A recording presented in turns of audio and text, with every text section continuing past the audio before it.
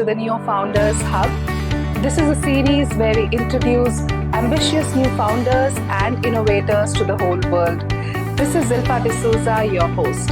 And today we have the privilege of speaking with two such visionary founders of BHARATPROP, Mr. Vinayak Khandare and Mr. Albert Samuel.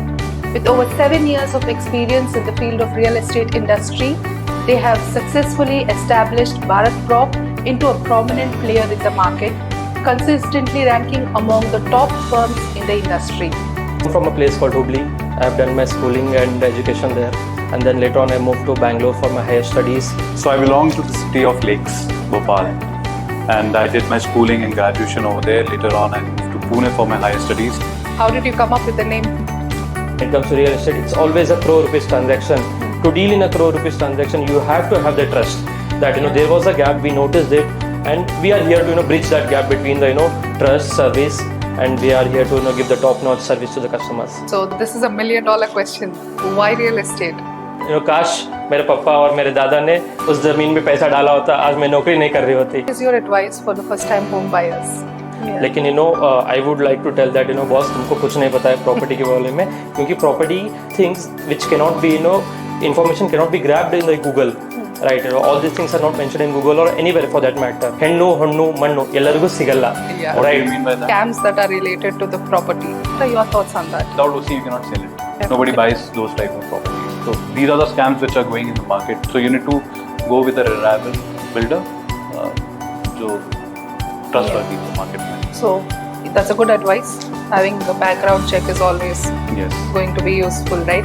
Now we are living in a world that is technology friendly, so to speak. So how has that had an impact on the real estate, so to speak? Now, exclusively speaking about BHARATPROP, there are a lot of consultancies in Bangalore. What makes BHARATPROP truly unique? See, what we feel is everybody are salesmen here.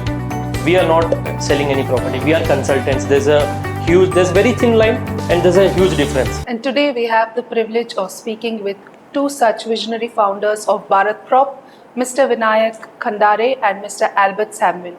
With over 7 years of experience in the field of real estate industry, they have successfully established BHARATPROP into a prominent player in the market, consistently ranking among the top firms in the industry. So welcome Mr. Vinayak and Mr. Albert. Thank you. So I would like to ask you to introduce yourself. Thank you for having us, Zilpa. That was a lovely introduction. See, I come from a place called Hubli. I have done my schooling and education there, and then later on I moved to Bangalore for my higher studies, completed my education, started working in a real estate firm. I worked there for 5 years, and then I always thought to start on my own. Then I've started this company with Albert as a co-founder. That's nice. And I know, Albert, you're not from Karnataka, so... Yes. So I belong to the city of Lakes, Bhopal, and I did my schooling and graduation over there. Later on I moved to Pune for my higher studies. After that I joined one of the most real estate company, big real estate company in Pune. There I worked for like almost 4 years, then I took a transfer to Bangalore. So I've seen both the markets growing, the real estate market growing very much, and I've seen that change in the market right now. Yeah. So being the founders of BHARATPROP, how did you come up with the name? So we did a lot of brainstorming in it. We initially thought of coming up with the company name. We did a lot of brainstorming. We used to make things together. ये जोड़ के वो जोड़ के हम लोग नाम बनाते थे. We thought let's make it VA Properties, Vinayak Albert Properties. Yeah. Then we thought name something very unique in the market which is not used as of now. So we used to do that daily basis, and then suddenly he got a name BHARATPROP, and we asked the families how do you feel about this, about the name of BHARATPROP. They were like, fine. Okay. This suits. Yeah. So I'm sure all of us would like to know what is the journey behind BHARATPROP. See, it has been a roller coaster ride, right? We both had a shared passion of real estate, right? We have worked together in a company earlier. We know each other's strengths and weakness, right? It's always better to have each other complementing skills. I might be good in certain things, and he is good in certain things. That both put together will create a good landmark thing for us. And then I also noticed the gap in the real estate industry, right? When we talk about real estate, it's about service. When service is always linked with the trust and reliability, because we are not dealing with a 1,000 rupees transaction here. When it comes to real estate, it's always a crore rupees transaction. To deal in a crore rupees transaction, you have to have the trust that there was a gap. We noticed it, and we are here to bridge that gap between the trust, service, and we are here to give the top notch service to the customers. Yeah, I'm sure that's a wonderful thought. I'm sure you guys must have started with a vision in mind. So, what was that? So we are making BharatProp as a platform which is going to bridge the buyer and the seller with utmost trust, because there are lack of trust in real estate market with a lot of scams happening, fake information given out to the buyers. So we are bridging the gap between them, and our vision is to expand in near future also, because there's a lot of opportunity in other cities as well. Recently, the Hyderabad has also seen a rapid growth in real estate market, and there's a lot of scope in other cities as well. So we'll be expanding soon in coming years. That's great. I mean, there are a lot of jobs and a lot of industries and a lot of markets. So, this is $1 million question. Why real estate? क्योंकि पैसा पैसा है सब कुछ है, सबको पैसा चाहिए. No, see, on the contrary, right, real estate is the most stable market in the compared to any other sector, right? It gives a long term value. There's appreciation involved in it. Every investor looks for profit, so when it's come to profit, you have to invest for a long term, and there's a good appreciation, there's good rental yield here, and government is giving taxable benefit, right? So there's always a tax benefit, interest certificates will be given, and on top of it, everybody says that everybody says that काश मेरे पापा और मेरे दादा ने उस जमीन में पैसा डाला होता, आज मैं नौकरी नहीं कर रही होती. So I don't want to become that काश. I want to invest in some real estate. I'm sure he also wants to invest in some real estate. So that is the reason we have chosen real estate as a sector for us. I'm sure all of us do, Yeah. right? So, everyone talks about Bangalore for multiple reasons. I think one of the reasons is because it's known for its IT. But with real estate in mind, why did you choose Bangalore? I would say, why not Bangalore? As you said, IT. Bangalore is considered to be the Silicon Valley of India. There are a lot of infrastructure development happening in Bangalore, in every part of Bangalore. If you see, if I talk about North Bangalore, East Bangalore, every part of Bangalore, micro market is also growing. A lot of people are moving in Bangalore from other cities, states, coming here for job opportunities. So the developers have seen a lot of growth, and they are taking this as an opportunity and giving out to the people who wants to invest in real estate, be it residential or commercial part. And also recently, if you see, Google has also opened their one of the biggest offices in India, which gives occupancy to 5,000 employees, which is a very great move. Most of the Fortune 500 companies are here in Bangalore itself. So this boosts the economy of Bangalore, give a lot of opportunity for real estate investors. So why not Bangalore? Weather bhi to acha hai. Yeah. So Bangalore was known as the Garden City. Now it's known as the Silicon City, right? But there are a lot of nature lovers in Bangalore, and we cannot speak about the nature without talking about the lakes. So what is your thoughts on that? On lakes that are disappearing in Bangalore? That's a bouncer for me, right? I didn't expect such a bouncer to come soon. Okay. Right, see, lakes being disappearing or getting dried up is a concern, right?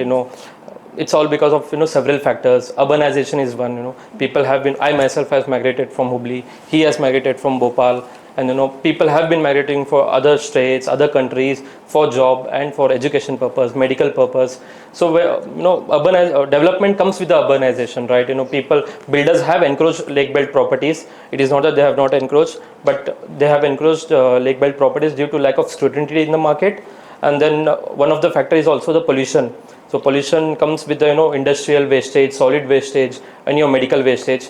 So I would say that government has taken the initiative now to preserve the lakes, redevelop the lakes. Government has already created an authority called Lake Conservative Development Authority, and then there are some activists as well who are actively working in redeveloping the lakes and protecting the lakes. One is Hasiru is one of the activists. They are working very hard. So lakes will be protected in near future. That's, I'm sure, a good news to a lot of people. Yeah. Right? So now, thinking of Bangalore as a whole, where do you think the investors are looking right now to buy properties? See, I personally think that Bangalore North is a heaven for investors, right? Devanali being such a big airport, it's one of the world-class airport in whole of the world. Earlier, everybody used to speak of Dubai or Singapore Changi Airport. Now that Bangalore has with the Terminal 2 coming up, Yeah. everybody is looking after Bangalore. And then yeah, of course Devanali is there, and Bagalur is one such area which is developing rapid pace. Karnataka government has allotted 3,000 acres of land there. KIADB, Karnataka Industrial Area Development Board. So they have asked builders to come up with 65,000 units, residential units.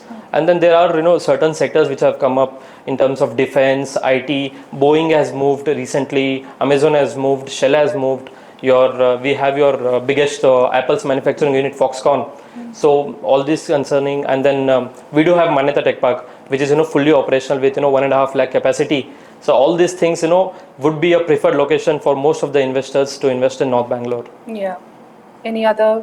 Rightly said by him. Like a lot of movement happening in North Bangalore as well as in East Bangalore.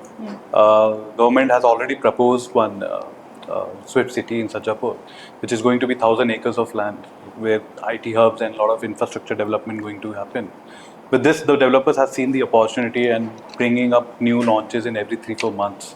It's a great opportunity for people who are looking for investment purpose also, because the connectivity, if you see from Sajapur towards the airport, recently the government has planned a STRR, which is Satellite Ring Road, which is halfway done right now. It is going to be get done by next 1.5 years. So once that is constructed, people living in Sajapur will hardly take 1.5 hours to reach the airport. So that is going to make a lot easier for the people who is going to travel on the northern part of Bangalore also. IT hubs, Whitefields also. There's a good connectivity towards Sajapur also. So you can consider Bangalore East also. And when it comes in terms of investment, every market is different. In Bangalore itself, there are a lot of micro markets. When he talks about North Bangalore, that Hebbal is very different from Whitefield. Whitefield is different from Sajapur. Price, varies, everything, IT hubs is different. So there's a calculative analysis behind that. Yeah. Now, when we speak of Bangalore, we cannot talk about Bangalore without talking about traffic. Yeah. Do you think that is also one of the component for the investors? मैंने बहुत सारे memes देखे हैं बैंगलोर में traffic है लेकिन weather भी तो अच्छा है recently one of the company also came up with ad ये खराब है लेकिन वेदर अच्छा है सो लेकिन हाँ ठीक है the government is planning. I recently saw it in the news also. There are a lot of allotments have been done. They are going to make a lot of flyovers. There are going to be a lot of infrastructure development going to happen in Bangalore. I would not say it will not take time. At least it will take time around next 10 years for the infrastructure development to happen. But real estate is all about wait and watch. Yeah. So we cannot talk about just the present. We also need to understand what is the past. How has the real estate played in the past 20 years? See, real estate has performed exponentially well in terms of Bangalore real estate for that concern. So Bangalore market has always seen a steady growth. There are several other markets which has seen a sudden growth. Bangalore has never seen a sudden growth, but it has always been a steady growth. IT is one of the driving factors for the boom. And then rental yield. When I talk about rental yield, the pan India rental yield is at 2%, and the Bangalore rental yield is at 4%. So which is more than average, any of the average. So rental yield in Bangalore are good. Appreciation is there, and such a beautiful weather. And when I talk about residential properties, there has been a shift, from lower affordable segment to a higher affordable segment. People are preferring a more affordable segment now due to increase in the salaries. When I talk about commercial, properties, there's a high increase in co-working spaces. Nobody wants to take a own office of their own now. They want to just go into a co-working space, go with the laptop, work and come back home. So there has been a shift. And also in terms of location, Bangalore has shifted from central CBD areas to the suburban areas, to name few like Hebbal, Devanali, Sajapur Road, Whitefield. So these areas are getting developed. So all these things compensate to the growth of the Bangalore. Yeah. Now speaking about the past, we also want to know what is the future of real estate in Bangalore. Future. आपने वो movie देखी है गोलमाल? उसमें एक dialogue है, पल पल बढ़ रहा है. Okay. So it's the same. The Right. prices in Bangalore Increase. is increasing rapidly. I meet clients and they ask me the same thing. Why the prices are going so up? It was being stagnant for like quite years. After COVID, there's a traction towards the real estate market. Like a lot of people wanted to own their own house after COVID.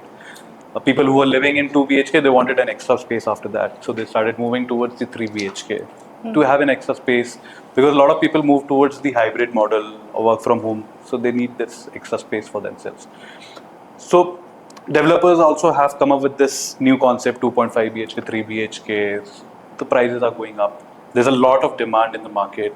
If I compare with 2020 to 2000, the market in 2000 from 2000 till now, the market in Bangalore has grown up by an 80%, which is a very good growth. And it is going to go by this. People who are looking forward to invest, there is a right time to invest, because after 4-5 years, it is going to be a resale market, because a lot of people have invested their money over here right now. And it is going to be there in the market after 4-5 years. So that there will be a stagnant movement in the market at that point of time. Yeah. So people who are looking for investment is the right opportunity for them to invest right now. I'm sure just like me, a lot of people would like to invest in a property in Bangalore. So what would be your advice for someone who would like to be the first time investor? Okay. So when we talk about the first time buyers, there are a lot of things to look after. First is the finance. People who are looking for their first apartment, they need to plan out their finances first. What type of property are they going to afford? Because they have to look out after the down payment, the EMIs, and a lot of things are there in the market. There are 4 things majorly. There's a location, possession, builder, and price. These are the 4 aspects of buying a property. So they need to figure out these things before that.